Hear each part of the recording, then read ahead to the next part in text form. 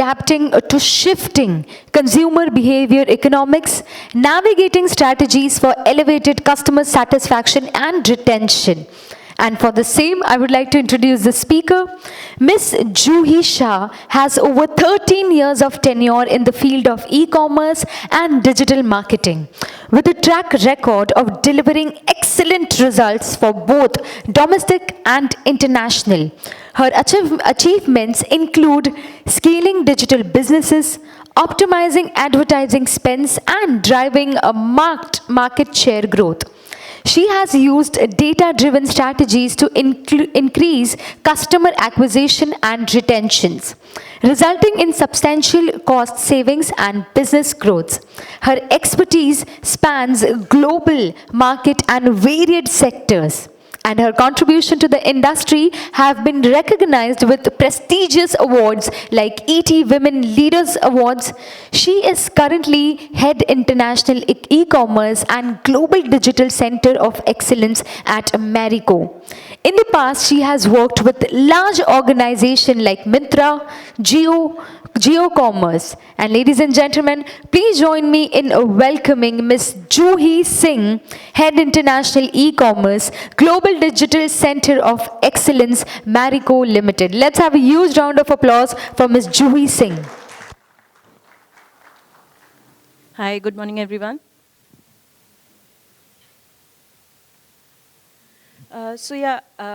A little bit of introduction about me before we start, and like whatever you will hear in the next 20 minutes from me will be colored basis what I have done. So actually I started my career with consumer research, and which is why consumer loyalty, consumer satisfaction stays very close to my heart. I have worked with a lot of telcos and retail clients, working with them on their loyalty program, developing their satisfaction scores. And trust me, that's one score that actually gets discussed a lot in, boardrooms, because finally customer is the key to winning in the market.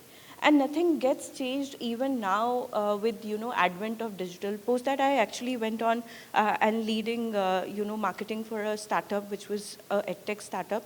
And post that I was working with some of the e-commerce companies like Myntra, Jio, and now in Marico, I head the international e-commerce and global center of excellence at Marico. So in the last 3 stints as well, when I look back, right, while the way of delivering consumer experience may have changed, and these are like varied geographies and varied touch points and consumer products that we are talking about, or services we are talking about. But finally, at the end of it, understanding your consumer and delivering to that is very important. And which brings us to a very important facet that, when right now, in the last 5 years, if you see the consumer experience as well as the way they behave and react has changed so much, it is very important to understand what are bringing this shift of change. How would you identify that change and react to that, right? So what I'll do is I'll talk about a couple of trends that have formed, consumer experience in last few years. We'll summarize them, and then we'll also take some examples how some of the good brands have actually, reacted to them in time, in the right manner to create a great consumer experience. So these are some of the slides about how data and internet economy is penetrating in India. And to our surprise, right, actually the potential to, the internet penetration is still untapped. So right now, it is estimated to be 755 million, right? And we all know that we have hit a billion mark in population and all of that, which essentially means that there is still more to go. But if you see any other world country across the world, that's not the kind of growth rate that they will see. Unless and until we are talking about an African country and all of that, which by themselves have not so great infrastructure to support business. So at this critical moment, right, India sits at a hotspot of being one of the best in ease of business, ease of doing business. It is also one economy that is growing at a fast rate. There is stability in government policies, etc.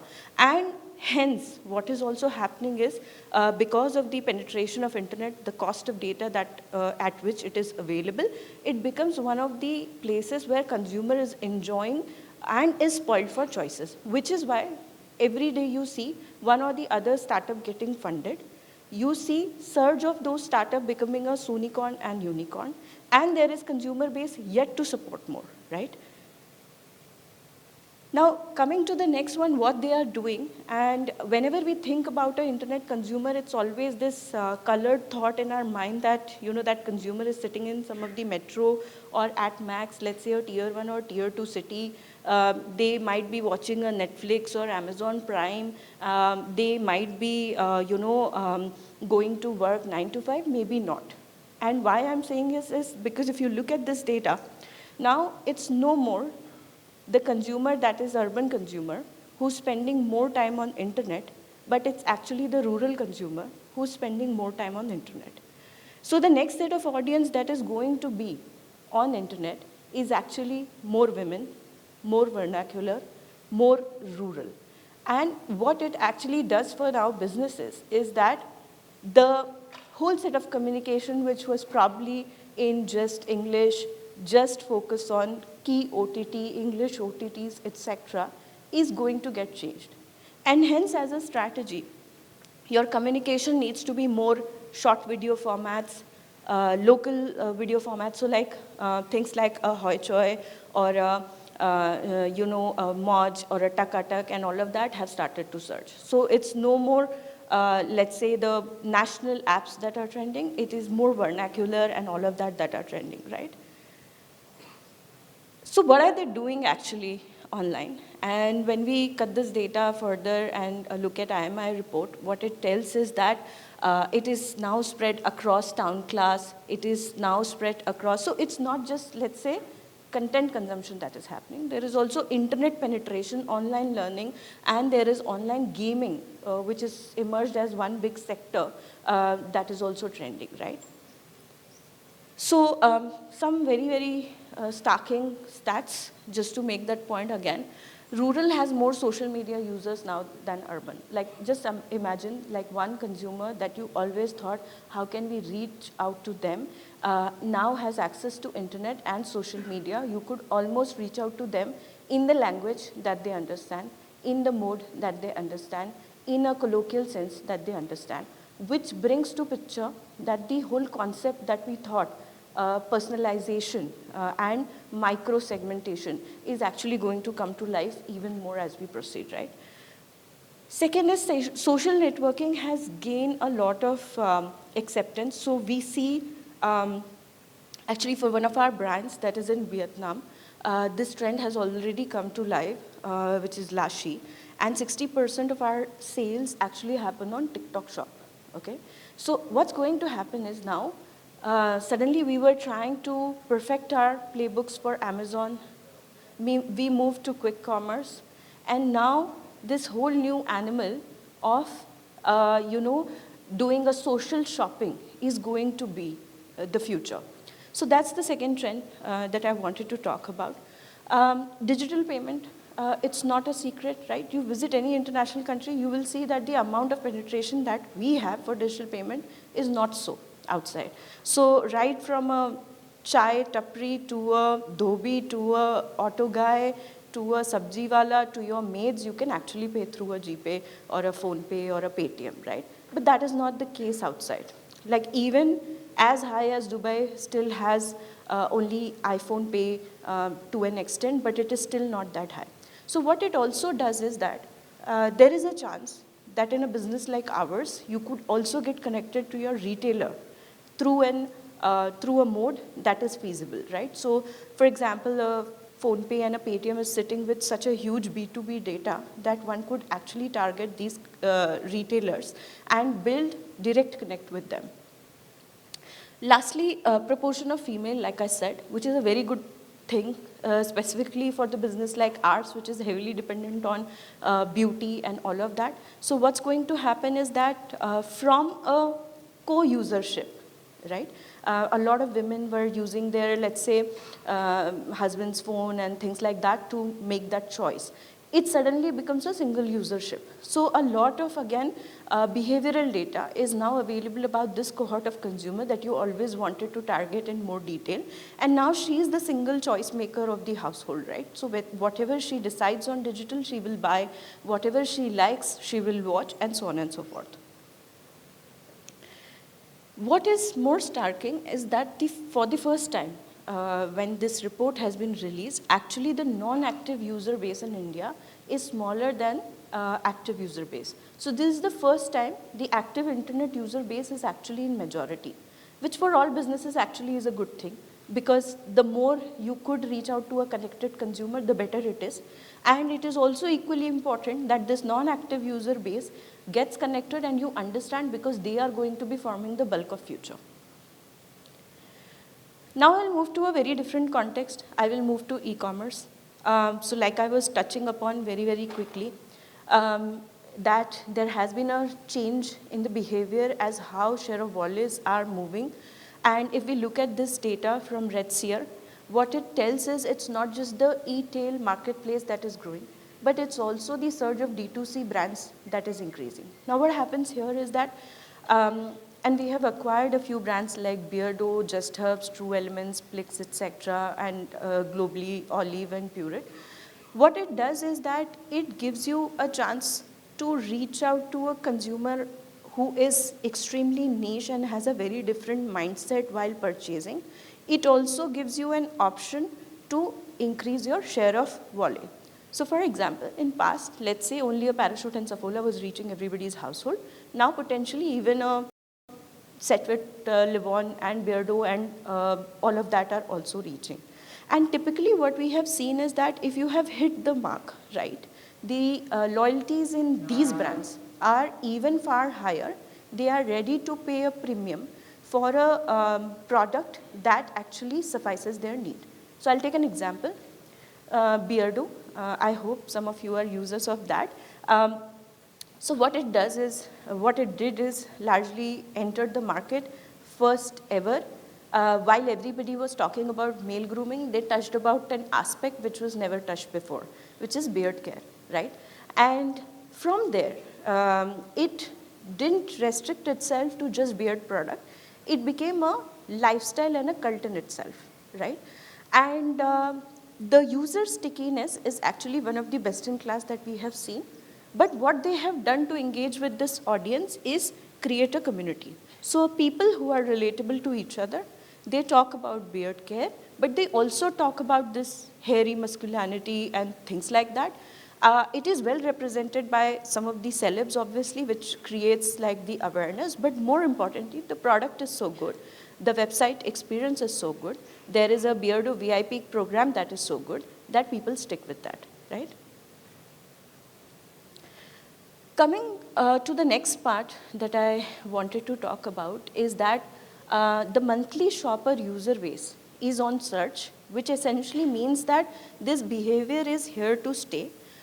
You have to perfect your e-commerce playbook, but you also have to get a stickiness in your bucket so that the cost of acquisition, which is on all-time high, does not continue to rise for you. There is a bucket of people who are either built organically or through retention, right? Apart from that, in terms of categories, what we see is that earlier, electronics, which was the highest share category, and fashion was followed by that. Right now, beauty and personal care has become a bigger category, so as to say. And the growth rates are going to be far larger. So what it also explains is that the surge of so many beauty platforms, like, for example, from a Nykaa to a Tira and so on and so forth, and beauty brands. So for example, surge of this whole DTC range of brands from Mama to Sugar Cosmetics and all of that is going to even stay further. So there is enough share available for each of the brands to be in the business. Apart from that, in terms of platforms, we see a change in mix. So like I said earlier, it was largely a duopoly between Flipkart and Amazon. But there has been a marked shift post-COVID, right? Suddenly this whole social commerce, which was tapped by Meesho, and quick commerce that was tapped by Swiggy, Blinkit, etc., changed the game. And a lot of brands who were not ready to adapt to this change have actually lost massive market shares, right? Because it's no more just a two-platform game. It has suddenly become multi-platform, multi-channel, multi-media game, right? And if you also see this chart right at the bottom, the loyalties are not towards one format. Suddenly it has become omni-channel. So from a single branded to a multi-branded to a multi-marketplace to a DTC, there are various categories in which preferences are also changing. So a business like ours, which has multi-brands, cannot just focus on one channel anymore. It needs to have a connected experience. So just to summarize, there are a few key parts that I want to talk about in terms of behavioral changes. For some reason, the slide is not coming very well, but I'll talk about it. So first key change was pandemic, which we all are aware of. Now what it did is people were pushed to stay inside home, and like we all know about it, right? We were forced to be inside. The mode of communication suddenly changed to Teams and calls and WhatsApp and like all of that. What we see is that even after coming back, the generation at least who's born in pandemic or like was at certain age in pandemic has still been comfortable on devices, right? And we have not been able to move them out. Second is penetration of e-wallet. Now, very important, like I talked about, there's whole B2B consumer sitting here, there's B2C consumer sitting here, and there is an opportunity to connect with them. The brands which are doing well, for example, there are loyalty points available within Paytm, and you could use that to create your own base. So some of the brands are doing it very well, right?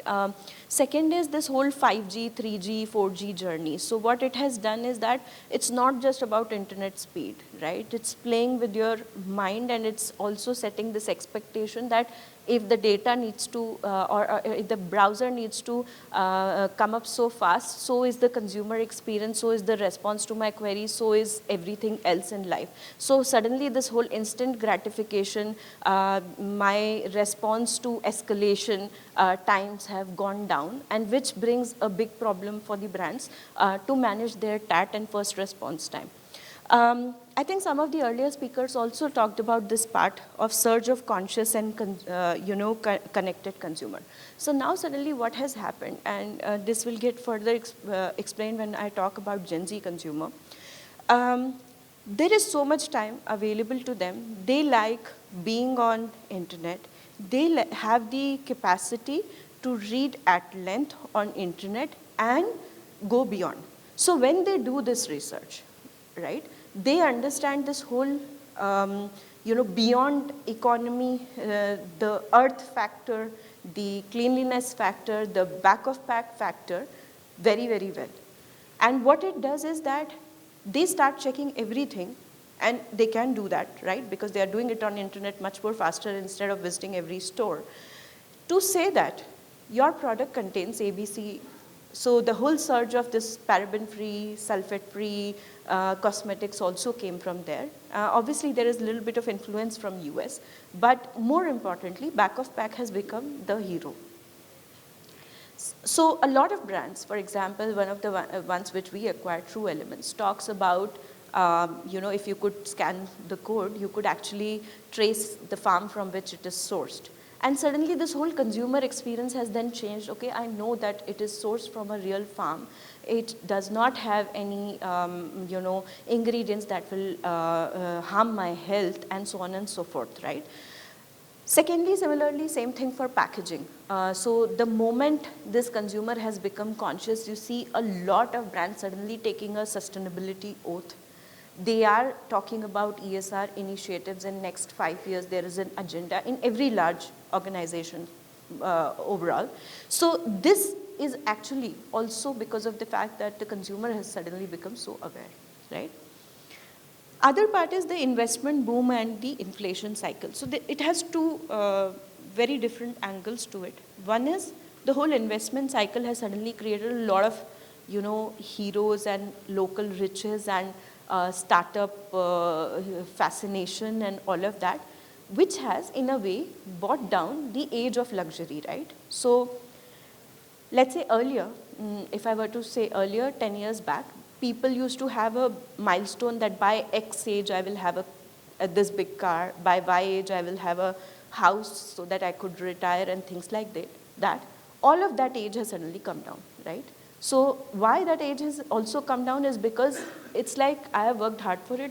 Even if I'm a 20-year-old guy, I'm a startup owner, so I need to have a certain kind of lifestyle, and I can have it, I will own it, and I will show it, right? So that's one end where luxury brands have started to become so big in India. There's the second end wherein inflations have impacted our rural consumption specifically. So more and more now that this rural consumer is starting to come online, they also have the capacity to, for example, compare prices and weight. So I'll give very interesting example that I still remember from Myntra time. So suddenly in this whole Myntra top 10 cities analysis, we realized that one city, and at that time obviously internet was not as penetrated as it is right now, right? So the top 10 cities actually Guwahati and one more city from Northeast, right? And then we are trying to identify that what's happening and like how come suddenly they have such a big power to spend, because we never thought of that, right? So this particular city has a tendency to be fast on fashion, and they started doing group shopping. So what happens is that a lot of people together of the nearby city would buy together, right? And then we try to, after understanding this consumer, created a group shopping methodology on Myntra. And there are dashboards that you can compare and things like that.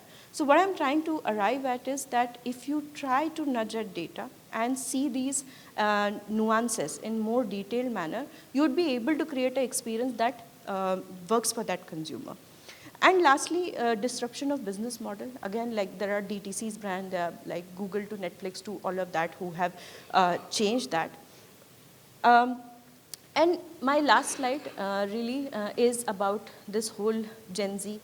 Enough has been spoken about who they are, but largely from a consumer point of view, right? They have empowerment of internet, which leads to a little bit of confusion, right? Which leads to a confusion that what I should buy. But they use this power in a manner to make that decision of the connected, conscious consumer that I spoke about. Apart from that, the brand that talks about authenticity, so like the back of pack being Hero, are the brands that they are actually preferring for. And in terms of flexibility and adaptability, they are pretty high. They are attuned to emerging trend. They would switch brands very, very fast. So hence, in order to create a loyalty program with them, you have to be always on toes and create a digital first engagement. So this basically summarizes what I said. There is no more a choice to be, to have just a digital team. You have to have digital first approach to everything. With all these trends that I spoke about, hence you see surge of, let's say, a metaverse, use of Gen AI, use of connected consumer base. You also see virtualized sale. But it's no more an option. It's basically a way to deliver your experience to this particular changing trend, which is a reality now. So thank you so much. That will be all.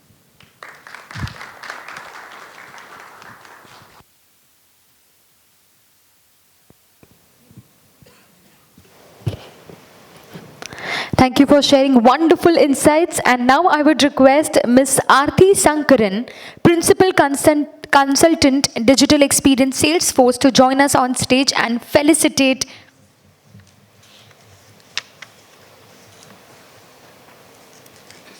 Let's have a huge round of applause for Ms. Juhi Singh for sharing wonderful insights with us.